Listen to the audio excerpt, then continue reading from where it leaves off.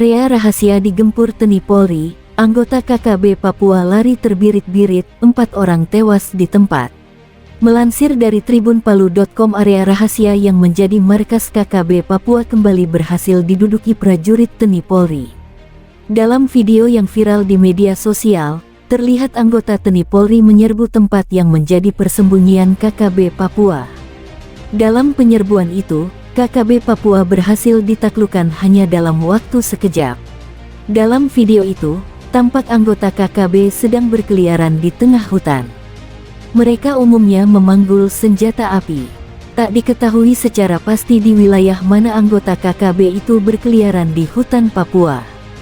Tak disebutkan pula siapa yang sesungguhnya memimpin pergerakan kelompok separatis tersebut. Namun dari gambar yang beredar, tampak nyata betapa kondisi geografis wilayah tersebut amatlah berat. Daerah itu bergunung-gunung dengan lembah dan ngarai yang terjal. Ada pula aliran air sungai yang berarus kencang. Meski demikian, anggota KKB itu tetap bergerak maju. Walau hanya berjalan kaki, para pria bertubuh gempal itu pantang mundur saat membelah alam nan berat tersebut. Kendati sesekali harus beristirahat sekadar melepas lelah, tetapi kelompok pemberontak itu seakan tak mengenal lelah. Siang malam mereka berkeliaran tanpa menyadari sama sekali kalau pergerakan kelompok yang satu ini dibuntuti oleh prajurit TNI Polri. Alhasil ketika senja datang menerpa, anggota KKB tersebut memasuki area yang paling rahasia.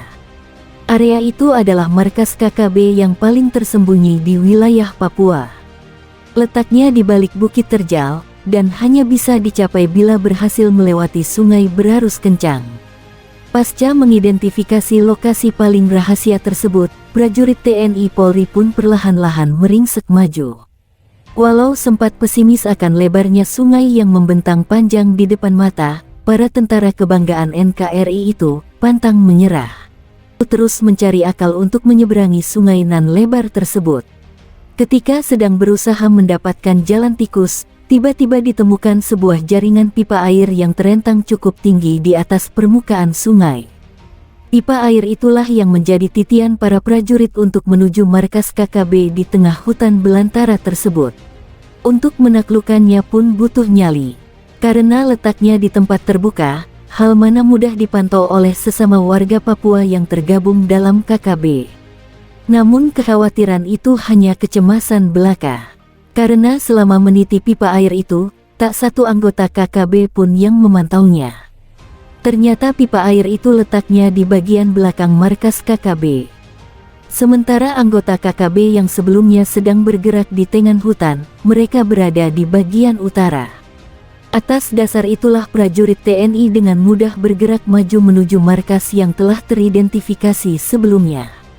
Dan, ketika berada pada titik yang ideal untuk menembak, prajurit TNI Polri terlebih dahulu melepas lelah. Dengan gerakan yang ekstra hati-hati, aparat TNI Polri tak buru-buru melepaskan tembakan. Mereka terlebih dahulu memantau situasi hingga memastikan para pria KKB telah berada di dalam markas.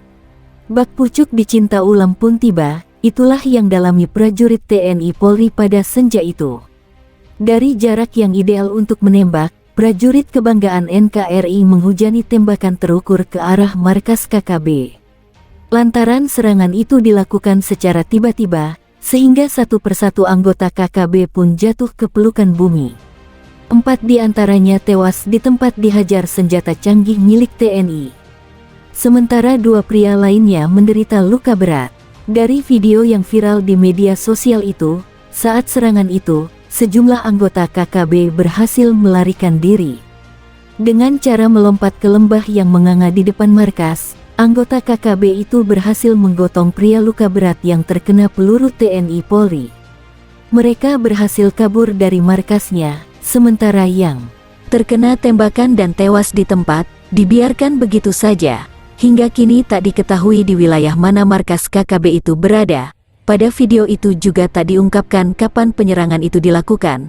Namun dari fakta yang ada, tampak jelas betapa markas KKB dengan mudah dikuasai TNI Polri. Kehebatan anggota KKB yang digembar-gemborkan selama ini, ternyata mudah ditaklukkan. Bahkan hanya dengan beberapa prajurit TNI Polri saja, markas KKB yang paling tersembunyi itu berhasil dikuasai. Kita berharap dengan fakta tersebut, anggota KKB di Papua ini perlahan-lahan menyadari keberadaannya. Daripada tewas sia-sia, lebih baik menyerah dan kembali ke pangkuan NKRI. Alangkah indahnya bila ada kedamaian di bumi Cendrawasih.